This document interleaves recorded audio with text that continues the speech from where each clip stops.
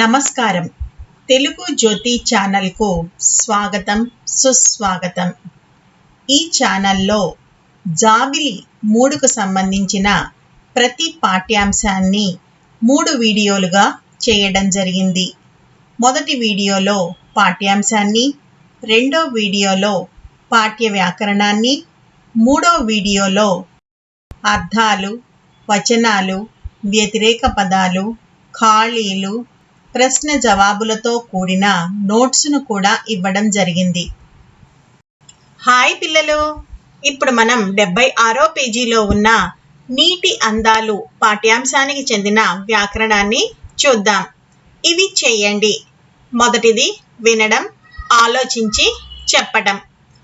చూడండమ్మా, పాఠంలోని దర్శనీయ స్థలాల గురించి చెప్పండి.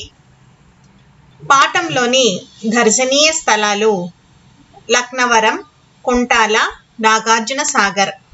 లక్నవరం జయశంకర్ జిల్లాలో ఉంది. దీనిని కాకతీయ రాజులు తవ్వించారు. దీనిలో 13 ద్వీపాలున్నాయి. 3 ద్వీపాలను కలుపుతూ రోప్వే ఉంది. దీంట్లో బోటింగ్ సౌకర్యం కూడా ఉంది. కుంటాల నిర్మల్ జిల్లాలో ఉంది.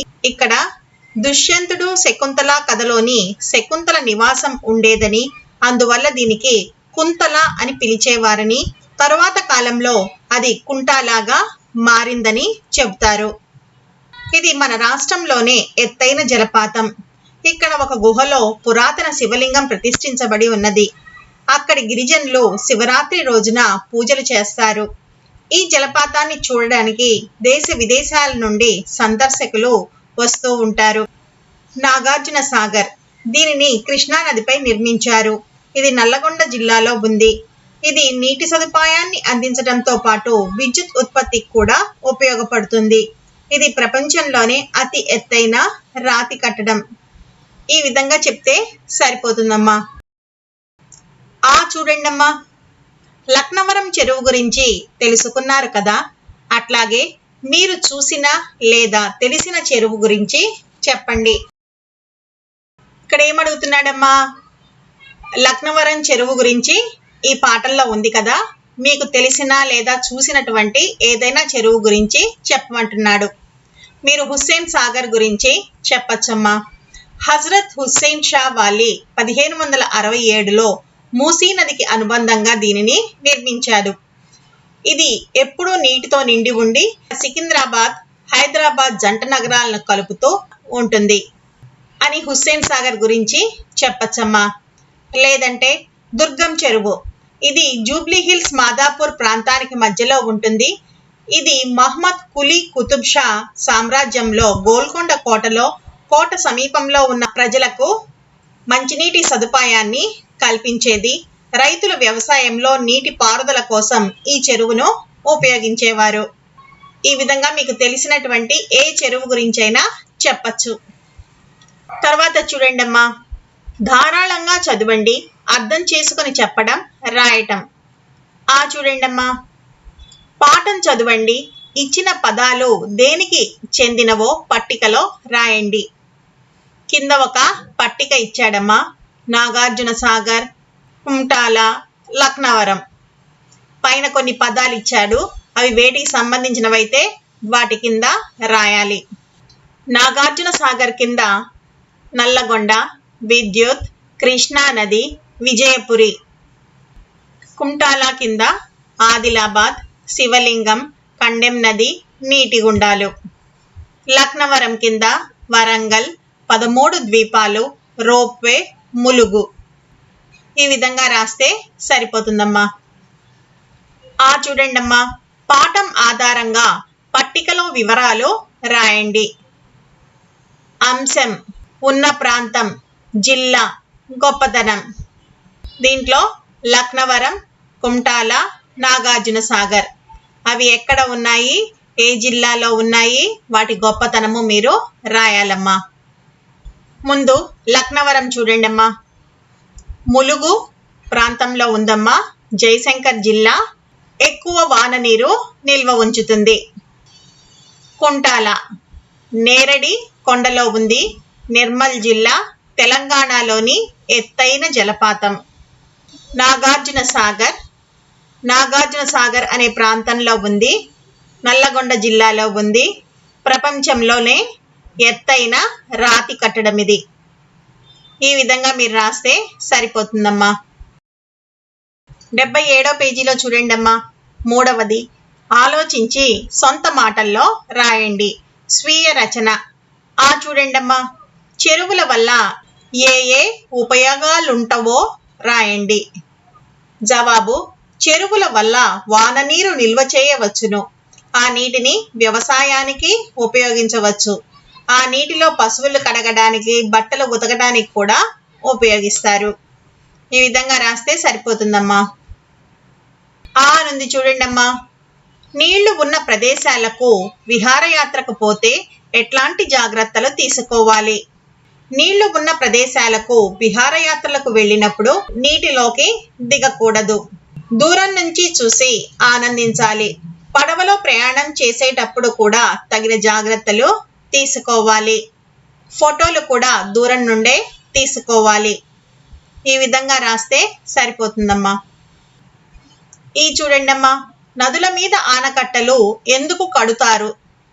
జవాబు, నదుల మీద ఆనకట్టలు కట్టడం ద్వారా నీటిని నిల్వ చేయవచ్చును. ఆ నీటిని అవసరమైన ప్రాంతాలకు తరలించి వ్యవసాయాన్ని అభివృద్ధి చేయవచ్చు. జల విద్యుత్ను ఉత్పత్తి చేయడానికి కూడా ఈ ఆనకట్టలు ఉపయోగపడతాయి. ఈ విధంగా రాస్తే సరిపోతుందమ్మా. 78వ పేజీలో చూడండమ్మా. 4వది, పదజాలం అని ఉంది. చూడండి. కింది పదాల వరుసలో ఒక పదం వేరుగా ఉన్నది. దానిని గుర్తించండి. మొదటి చూడండమ్మా. చెరువు, కుంట, సరస్సు, నది. చెరువు, కుంట, సరస్సు అనేది నీరు ఒకచోటే నిలవ ఉంటాయమ్మా, అంతే. నదిలో ఏమో ప్రవహిస్తూ ఉంటుంది కాబట్టి నది. రెండవ చూడండమ్మా. మందారం, గులాబీ, కలువ, మల్లె. మందారం, గులాబీ, మల్లెలు నేల మీద పూస్తాయి. కలువ పువ్వు మాత్రం నీటిలో ఉంటుంది కాబట్టి కలువ. మూడవ చూడండమ్మా. గోదావరి, కృష్ణ, లక్నవరం, మంజీరా. గోదావరి, కృష్ణ, మంజీరా అనేవి నదులమ్మ. లక్నవరం ఏమో చెరువు. 4వ చూడండమ్మా. నాగార్జున సాగర్, శ్రీరామ్ సాగర్, హైదరాబాద్, జూరాల. నాగార్జున సాగర్, శ్రీరామ్ సాగర్, జూరాల అనేవేమో ఆనకట్టలమ్మ. హైదరాబాద్ ఏమో ఊరి పేరు కదా కాబట్టి హైదరాబాద్. ఈ విధంగా గుర్తిస్తే సరిపోతుందమ్మా. చూడండమ్మా. ఆనకట్టకు సంబంధించిన పదాలు రాయండి. ఉదాహరణ నది వాళ్లే ఇచ్చేశారు. మిగతా 7 పదాలు మిమ్మల్ని రాయమంటున్నారు.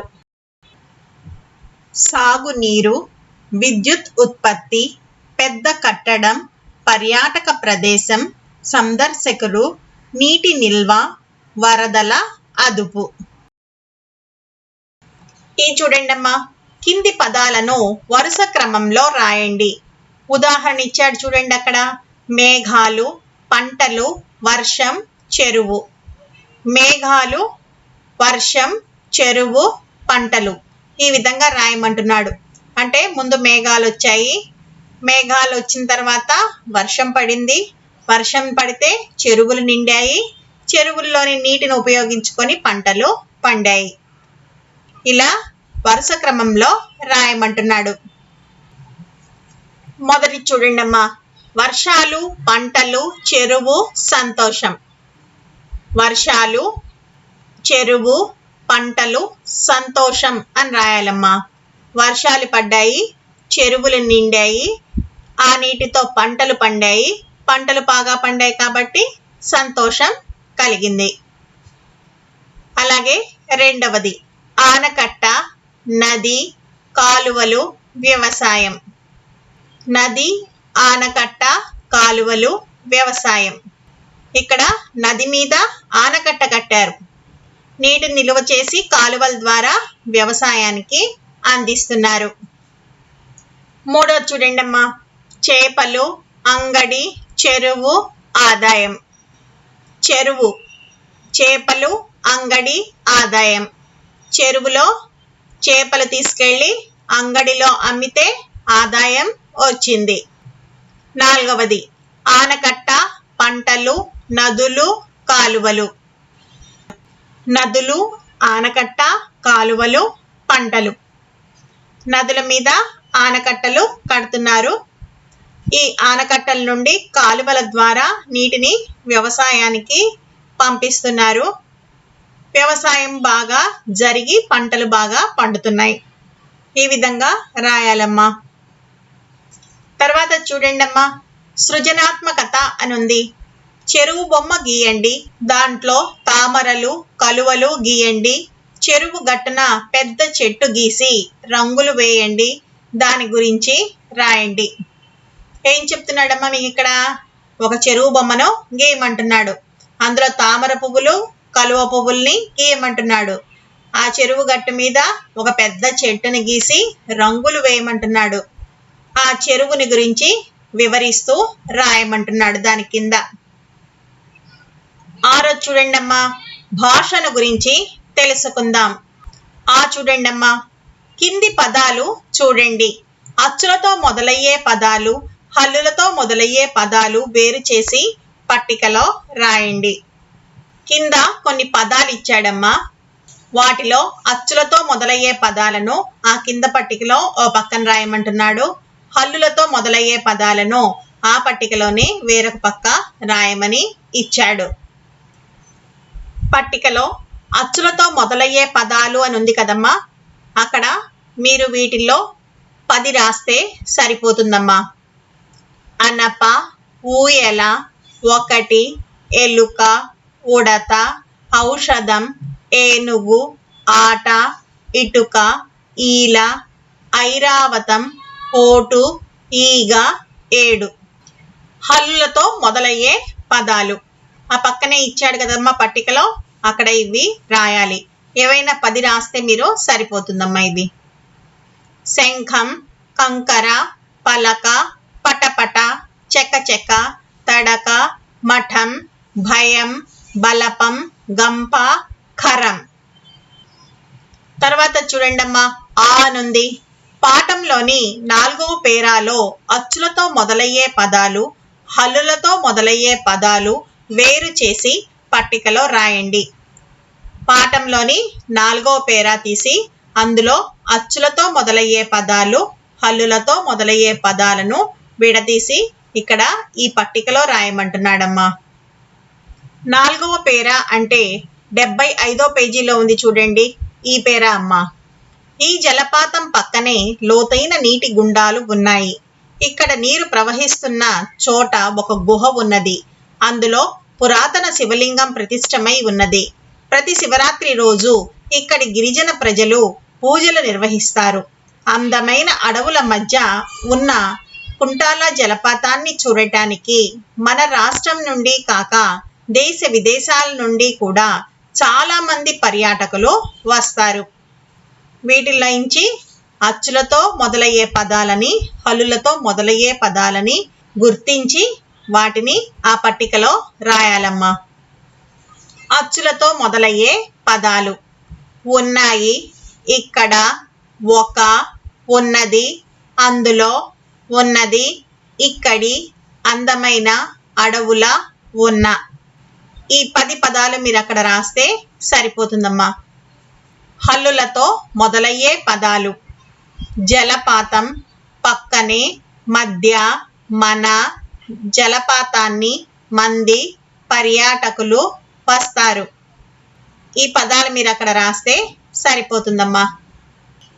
80వ పేజీలో చూడండమ్మా, ఈ అనుంది. కింది పదాలు చదవండి. గీత గీసిన అక్షరాల మధ్య ఉన్న తేడా గమనిస్తూ స్పష్టంగా పలకండి. అటక, ఆట, ఇల, ఈగ, ఉడత, ఊయల, ఎలుక, ఏతం, ఒకటి, ఓడ. పై పదాలలో అక్షరాలు చదివారు కదా. అచ్చులలో పొట్టిగా పలికే వాటిని హ్రస్వాలు అని, దీర్ఘం తీసి పలికే వాటిని దీర్ఘాలు అని అంటారు. ఏం చెప్తున్నాడమ్మా ఇక్కడ? అచ్చులలో పొట్టిగా పలికే వాటినేమో హ్రస్వాలు అని అంటామని, దీర్ఘం తీసి పలికే వాటిని దీర్ఘాలు అంటామని చెప్తున్నారు. ప్రాజెక్టు పని అని ఉంది చూడండమ్మా. మీ జిల్లాలోని చెరువుల వివరాలు సేకరించి చార్ట్లో రాసి ప్రదర్శించండి. ఏం చెప్తున్నారమ్మా ఇక్కడ? మీ జిల్లాలో ఉన్నటువంటి చెరువుల వివరాలని సేకరించమంటున్నాడు. సేకరించి వాటిని ఒక చార్ట్ మీద అంటించి తరగతి గదిలో ప్రదర్శించమంటున్నారు. తరువాత వీడియోలో ఈ పాఠ్యాంశానికి సంబంధించిన అర్థాలు, వచనాలు, వ్యతిరేక పదాలు, ఖాళీలు, ప్రశ్న జవాబులతో కూడిన నోట్స్ను చూద్దాం. ఈ వీడియో మీకు నచ్చినట్టయితే లైక్, షేర్ మరియు సబ్స్క్రైబ్ చేయండి. కొత్త వీడియో నోటిఫికేషన్ కొరకు బెల్ ఐకాన్ను ట్యాప్ చేయండి.